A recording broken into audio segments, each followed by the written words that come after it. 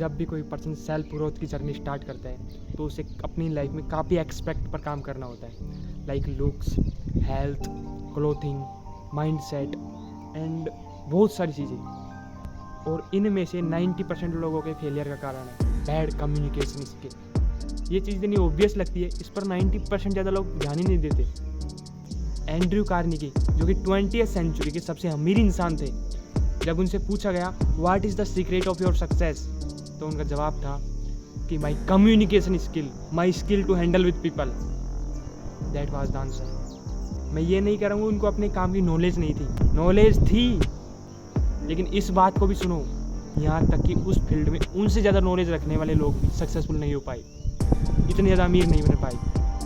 आप किसी भी काम में बहुत ज़्यादा सक्सेसफुल होगे या नहीं, ये डिसाइड करेगी आपकी कम्युनिकेशन स्किल। आप इस बात को गलत इंटरप्रेट ना कर लो, इसलिए अगेन इसको सिंपल कर देता हूँ। आप किसी भी काम में कितना सक्सेसफुल होगे, इसमें 85% रोल होगा आपके कम्युनिकेशन स्किल का और 50% होगा आपके टेक्निकल स्किल का, यानी कि आप उस काम के बारे में कितनी नॉलेज रखते हो। इमेजिन करो 2 दुकानें हैं, दोनों पर सेम प्रोडक्ट है, सेम क्वालिटी है, फिर भी एक दुकान पर कस्टमर ज़्यादा जा रहे हैं, एक पर नहीं जा रहे हैं। अगेन इस चीज़ को क्लियर कर देता हूँ, दोनों दुकानों पर जो प्रोडक्ट है वो एग्जैक्ट सेम है, प्राइस एग्जैक्ट सेम है और प्लेस में भी ज़्यादा अंतर नहीं है, 100 मीटर की दूरी है। एक दुकान पर ज़्यादा कस्टमर जा रहे हैं, एक पर नहीं जा रहे हैं। What is the reason? जब मैंने इस चीज़ को वहाँ बैठ कर खुद ने ऑब्जर्व किया अपनी आंखों से, और अब आप इसका रीज़न समझ ही गए होंगे। अगर आप पूरी तरह से तैयार हो अपनी कम्युनिकेशन स्किल को नेक्स्ट लेवल पर ले जाने के लिए, तो आपका स्वागत है।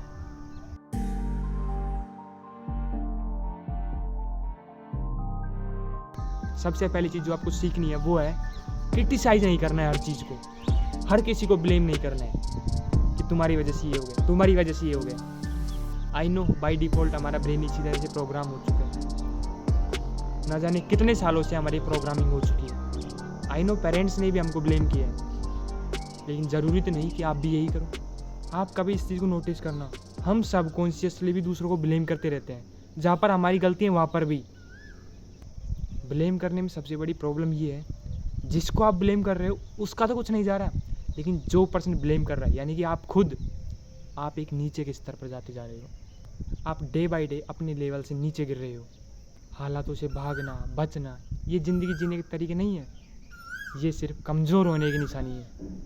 ख़राब हालातों से भागिए मत, अपना सीना चौड़ा करके, अपने पैरों को मजबूत करके उन ख़राब हालातों का सामना कीजिए, तब जाकर आप अपने सम्मान के योग्य बनेंगे। आपने दूसरों को क्रिटिसाइज करना भी बहुत कम कर दिया, तो अब आप करोगे क्या? अब आपको करना है अप्रिशिएट, ये इसका नेक्स्ट लेवल है। सबसे पहले आपको अपने आप को ऑब्जर्व करना है, उसके बाद दूसरे लेवल पर जाना है, दूसरों को अप्रिशिएट करना है, उन जो चीज़ें उनमें अच्छी है उनको बताना है। इसलिए नहीं कि ऐसा करने से उनका फ़ायदा होगा, नहीं, इसमें तुम्हारा भी फ़ायदा है। जब आप किसी को ऑनेस्ट अप्रिसिएशन दोगे दिल से, तो जो आप महसूस करोगे वो फीलिंग मैं आपको वर्ड्स में बयां नहीं कर सकता। हम यूजुअली क्या करते हैं, हम सिर्फ अपने बारे में सोचते हैं, लेकिन अब आप एक ऐसे पर्सन बन चुके हो जो सिर्फ केवल अपने बारे में नहीं, दूसरों के बारे में सोच रहे हैं, दूसरों के पर्सपेक्टिव चीज़ों को देख रहे हैं, दूसरों को ऑब्जर्व कर रहे हो। किसी को अप्रिशिएट करना है तो ऐसे ही थोड़ी किसी चीज़ को अप्रिशिएट कर दोगे, आपको थोड़ा दिमाग लगाना होगा कि इसमें कौन सी ऐसी चीज़ है जिसको मैं अप्रिशिएट कर सकता हूँ, जेन्युइन नहीं। बेवकूफ़ नहीं बनाना, पकड़ लेंगे आपको। किसी को भी बेवकूफ़ मत समझना, बेशक आपसे कोई पर्सन बोले ना, लेकिन वो अंदर ही अंदर जान जाता है कि आप उसको पप्पू बना रहे हो या फिर जेन्युइनली उसको अप्रिशिएट कर रहे हो। अब इसका थोड़ा सा एडवांस लेवल आता है, उस पर चलते हैं। आपको दूसरों में जेन्युइनली इंटरेस्टेड बनना है। आप याद करो लास्ट टाइम ऐसा कौन सा पर्सन था जिसको बात करने के बाद आपको ऐसा लगा यार क्या बंदा है, मज़ा आ गया बात करके। उस कॉन्वर्सेशन को आप थोड़ा सा याद करने की कोशिश करो। तुमने जिस तरह से उस पर्सन से बात की, उसने उसी तरह से उन चीज़ों को रखना स्टार्ट कर दिया जिससे वो चीज़ आपको पसंद आने लग गई, और इसी वजह से उस कन्वर्सेशन से आपको एकदम ऐसा फील हुआ कि यार मज़ा आ गया। आप ही सोचो ना, कोई पर्सन केवल अपने बारे में बात ना करे, आपके बारे में बात करे, आपके तरीके से बात करे, आप जिस तरह से बात कर रहे हो उसी तरीके से करे, आपके बारे में अच्छी चीज़ें बताए, तो कौन नहीं पसंद करेगा ऐसे पर्सन को। एक स्टडी हुई थी जिसमें 500 बार टेलीफोन पर यानी कि 500 बार कॉल किया गया, तो उसमें 3900 टाइम्स, यानी कि 3900 बार मैं वर्ड को यूज़ किया गया। तो आप समझ सकते हो लोग अपनी कितनी केयर करते हैं। और अगर आपने इस चीज़ को मास्टर कर लिया तो आप कितना आगे जा सकते हो, आप बिलीव नहीं करोगे। आपके इतने दोस्त बन जाएंगे, आप खुद शौक हो जाओगे क्या हो रहा है। और आपने कहावत तो सुनी ही होगी, your network is your net worth. जो मैं आपको नेक्स्ट पॉइंट बताने वाला हूँ वो बहुत ज़्यादा इंपॉर्टेंट है। लोगों के नाम याद रखना स्टार्ट करो। आप जिनसे इंटरेक्ट करते हो काफ़ी ज़्यादा, एटलीस्ट उनके तो याद रखो। जब भी आप उनसे बात करो तो उनके नाम लो बीच में। जैसे यार मनीष, मेरे साथ बहुत बुरा हुआ कल, ऐसे। यार सचिन, मैं कल गया तो बहुत ज़्यादा मज़ा आया उस जगह पर। मैंने ये दो एग्जाम्पल इसलिए लिए मनीष और सचिन के, ये आपको इंडिया में हर मोहल्ले में 2-4 मिल जाएंगे। गोलू, मनीष, सचिन, ये कुछ ऐसे नाम हैं जो कॉमन है बहुत ज़्यादा। किसी भी पर्सन का नाम उसके लिए एक most beautiful and sweetest sound होती है। और आप इस चीज़ को खुद अप्लाई करके देखना। हो सकता है आपको वो पर्सन डायरेक्टली ना बताए, आपको उसकी बातों में, उसके मुस्कुराहट में, आँखों की चमक में, कुछ ऐसे एक्सप्रेशंस में, आपको बॉडी लैंग्वेज में दिख जाए।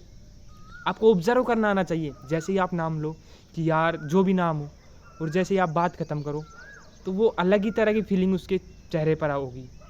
नेक्स्ट चीज़ उसको आपको ध्यान में रखना है, वो एक स्माइल। जब भी आप बात करो एक स्माइल से बात करो। जब आप एक स्माइल से बात करते हो तो वाइब भी अलग ही वाइब होती है। अब ऐसा नहीं कोई सीरियस बात चल रही है और आप ही कर रहे हो, ऐसा नहीं करना है। आपको देखना है कि किस तरह की सिचुएशन है, उसके अनुसार अपने आप को ढाल लेना है। अगर हंसी मजाक हो रही है तो खुलकर हंसो। और अगर कोई ऐसा माहौल है जहाँ पर डांस एकदम सीरियस माहौल है तो वहाँ पर अपने आप को सीरियस रखना है। बेशक आपके अंदर से हंसी आ रही हो लेकिन चेहरे पर नहीं आने देनी, इस चीज़ को ध्यान रखना। ये इतनी सिंपल चीज़ है, इसको लोग इग्नोर ही कर देते हैं, लेकिन आई नो तुम इस चीज़ को इग्नोर नहीं करोगे। नेक्स्ट पॉइंट पर चलने से पहले मैं आपको एक छोटी सी चीज़ बताता हूँ। आज के टाइम पर वैल्यू उस चीज़ की है जिसकी अवेलेबिलिटी कम है। यानी कि कोई चीज़ आपके पास है तो उसकी वैल्यू नहीं है, और अगर आपके पास से वो चीज़ जा चुकी है तो उसकी वैल्यू ऑटोमेटिक बढ़ जाती है, तब उसकी आपको वैल्यू समझ आती है। तो आज के टाइम पर लोग बोलने वाले बहुत ज़्यादा हैं और सुनने वाले कम हैं। तो जिसकी अवेलेबिलिटी ज़्यादा है तो उनकी वैल्यू नहीं है, बोलने वालों की वैल्यू नहीं है, और जो सुनने वाले हैं उनकी वैल्यू बहुत ज़्यादा है। तो यहीं से हमारा नेक्स्ट पॉइंट स्टार्ट होता है, बी ए गुड लिसनर। आपको लिसनिंग भी कैसे करनी है, इसमें आपको अपना कॉमन सेंस लगाना है। ऐसा नहीं कोई बात कर रहा है तो आप बस सुन रहे हो, ऐसा नहीं करना है। आपको बोलना है वो बात को, अच्छा ऐसे एक्सप्रेशन दिखाने, ओ तेरी भाई मज़ा आया होगा उस टाइम, तो ऐसे बात करना है, इन्वॉल्व होना है उस बात में। और ऐसा भी नहीं है आपको फेंकना है बड़ी बड़ी, ओ तेरी ये उल्टे फुल्टे एक्सप्रेशन मारने हैं, बेवकूफ़ लगोगे एक तरह के। ना तो बहुत ही ज़्यादा करना है आपको, ना बहुत ही कम करना है, आपको बीच में चलना है।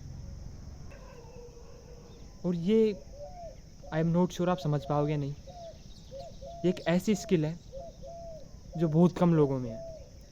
कब बोलना है, कितना बोलना है, कब रुकना है, ये बहुत कम लोगों को पता है। मोस्टली लोग किस तरह चलते हैं, एक्सट्रीम में चलते हैं या फिर बहुत ज़्यादा डाउन में चलते हैं। यानी कि करेंगे तो बहुत ज़्यादा करेंगे या फिर बिल्कुल ही नहीं करेंगे। हार्डवर्क करेंगे तो बहुत ज़्यादा हार्डवर्क करेंगे, नहीं करेंगे तो पड़े रहेंगे। इस तरह मोस्टली लोग करते हैं। मैं इन दोनों की बात कर ही नहीं रहा हूँ। मैं आपको कब क्या करना है, कब नहीं करना है, कब रुकना है, ये सीख गए तो आप ये समझ लेना आपने बहुत बड़ी स्किल अपने आप में डेवलप कर ली है। आप समझ गए होंगे कितनी सारी एडवांस चीज़ें आपने सीखी हैं। अब कई बार सिचुएशन ऐसी आ जाती है जब आपको दूसरों को क्रिटिसाइज़ करना पड़ता है, उनको लड़ना पड़ता है कि ये गलत कर रहा है, लेकिन डायरेक्ट नहीं बोलना है। डायरेक्टली बोलोगे तो बात और भी बिगड़ जाएगी। कोई पर्सन गलत कर रहा है, आपको दिख रहा है, आपको रुकना है वहाँ पर, और चीज़ों को इनडायरेक्टली कहना है, डायरेक्टली नहीं कहना है कि ये गलत कर रहा है, नहीं। अब इस चीज़ का कोई हार्ड एंड फास्ट रूल नहीं है कि आपको किस तरह कहना है, ये आपके ऊपर डिपेंड करता है। सिचुएशन किस तरह, इस पर भी डिपेंड करता है। लेट सपोज कोई पर्सन ऐसा काम कर रहा है जिससे खुद को हार्म हो जाएगा, तो आप इस तरह कह सकते हो यार ये गलती मैंने भी की थी और मेरी ये हो गया, तो आप इससे उसको इनडायरेक्टली कह रहे हो कि तुम ये काम मत करो। इसके अलावा आप किसी को अप्रिशिएट करने के बाद गलती बता सकते हो। जैसे तुम कह सकते हो यार तुमने काम बहुत अच्छा किया, लेकिन ये थोड़ी सी चीज़ अगर इधर होती, ये इस तरह चेंज होता तो और भी अच्छा हो सकता था। अब आपने उस चीज़ को इस तरह से कहा है कि वो पर्सन एक बार सोचने को मजबूर हो जाएगा। वो पर्सन डिसीजन चेंज करे या ना करे, लेकिन वो एक बार सोचेगा ज़रूर। और अगर आप डायरेक्टली किसी पर्सन से कहोगे तो वो सीधा ही आपका जवाब देगा कि तेरे को क्या मतलब है। एक प्रो टिप जो आपकी कम्युनिकेशन को एकदम नेक्स्ट लेवल पर ले जाएगी। अपनी कम्युनिकेशन को एक्सप्रेस करना स्टार्ट करो। लाइक आप लिखकर अपनी कम्युनिकेशन को एक्सप्रेस कर सकते हो, बोलकर एक्सप्रेस कर सकते हो। वो कैमरे के सामने हो सकता है, मिरर के सामने हो सकता है, लेकिन जो मेरे को सबसे बेस्ट लगता है वो है अपने आप को रिकॉर्ड करना और उसके बाद गलती को फाइंड करना और अगली बार इम्प्रूव करना। 1 महीने तक अगर आप इस चीज़ को करोगे, आपकी पहली वीडियो में और लास्ट की वीडियो में बहुत ज़्यादा डिफरेंस होगा। कितना डिफरेंस होगा करके तो देखना एक बार। एंड या कौन सी चीज़ आपने इन चीज़ों में ट्राई की है और कौन सी आप ट्राई करने वाले हो, कमेंट सेक्शन में ज़रूर बताना। एंड या मिलते हैं नेक्स्ट वीडियो में। Till then bye.